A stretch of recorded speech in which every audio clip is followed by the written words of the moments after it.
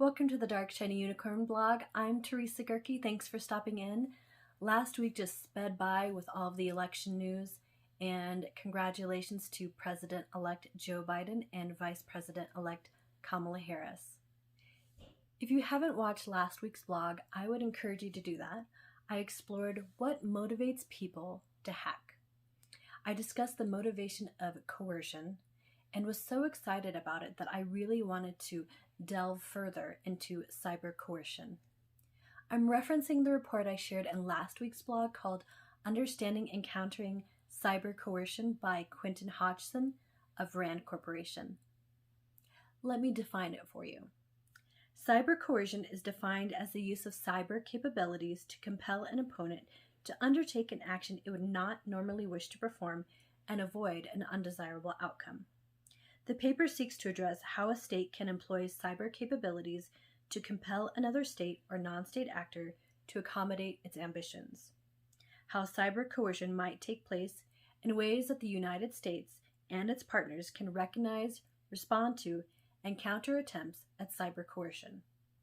We are all aware of infrastructure being hacked, such as schools, cities, and hospitals. Governments are concerned that critical infrastructure will be disrupted by a cyber attack. States utilize a combination of cyber weapons to coerce state and non-state adversaries.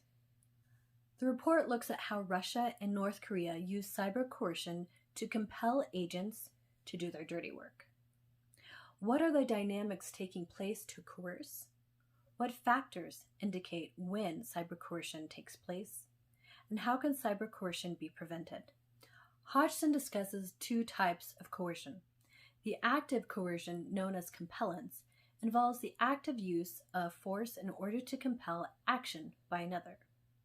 Passive coercion, or deterrence, involves the threat of force as a motivator, or can act as a restriction of behavior. As you read in the report, you notice that there is a spectrum between active and passive coercion. Besides cyber coercion, Hodgson provides examples of other tools of conflict, which include military force, economic power, using tariffs and sanctions.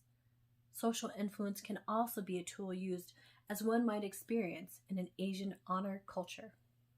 Or humanitarian influence, for example, counterintelligence agents posing as insiders to deter threat actors from hacking a hospital. True story. This goes directly back to Durkheim's theory of collective conscience. You can even consider revenge porn as a type of cyber coercion of its victim. The victim is further victimized within a digital environment. Cyber coercion crosses the intimate to international purview. Hodgson provides two examples of cyber coercion, North Korea and Russia. He first states that coercion in international relations is not the same as something like abduction, where I take X in exchange for Y, although theoretically it resembles abduction compared to the dynamics of interstate relations. He explains that there are two reasons for this. First, context is critical to understanding whether coercion is occurring. And two, potential for miscommunication between the coercer and the coerced can be significant. He provides two equations or ideas for us to understand. The first is the expected and theoretical equation, where coercion equals clear threat, the threat actor claims responsibility, and there's an explicit and desired behavior. What we typically see, though, is the reality of the observed practice, which is a vague threat, implied threat actor, and implicit desired behavior. And he often returns to this idea of the expected outcome versus actual outcome. What we see is the difference between clear communication and the interpretation of communication. In terms of communication, there are two assumptions. The first assumption is that the coercive measure will be explicit and specific enough to provide the coerced the opportunity to preempt the action or prepare its defenses. The second assumption is that the coercer will signal the means they will use to threaten an opponent. In this case, I might walk by you and say, "Watch your back." It's vague. It can mean anything at this point. There doesn't need to be an explicit threat. There's just a belief that a threat is about to happen. In fact, the act of coercion may not even come from me directly. I might have someone else do it on my behalf. It may be indirect, and there's also an element of surprise. A successful attempt at cyber coercion should result from the combination of successful cyber operation, in which the targeted system or network is disrupted, or there's a change in behavior by the coerced.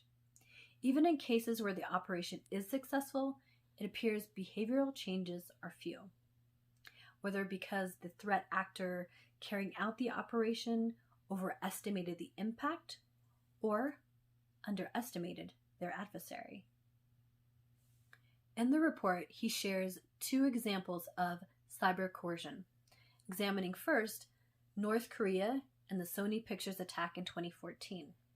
The Sony attack was a successful use of cyber capabilities, coupling cyber exploitation, or the stealing of data, with offensive cyber capability to disable computers and coerce and embarrass Sony leadership.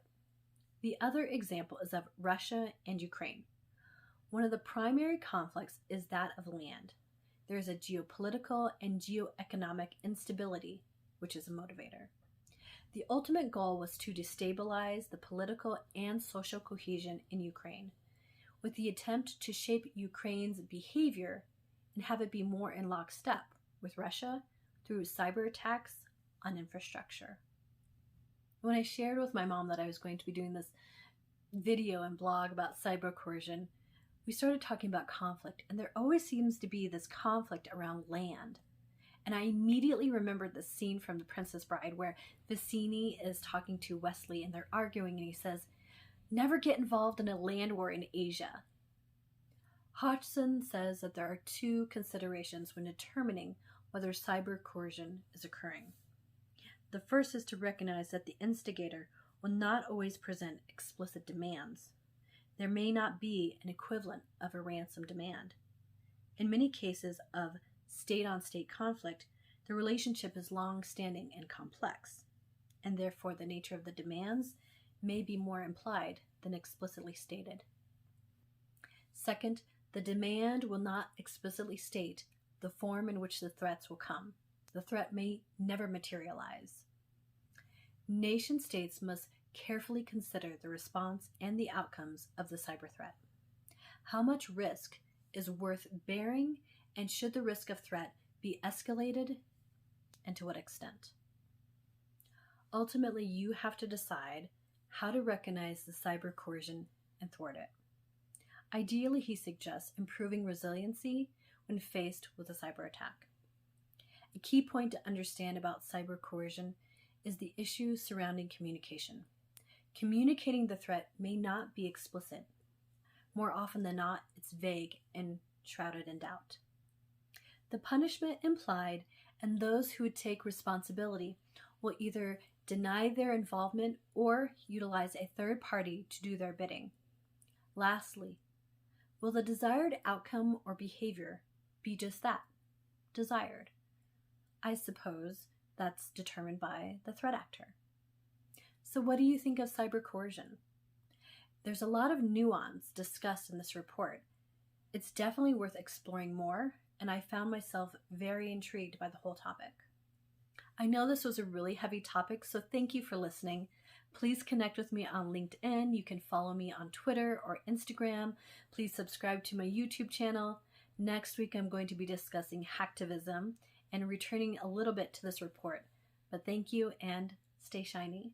I'll shine bright before your eyes.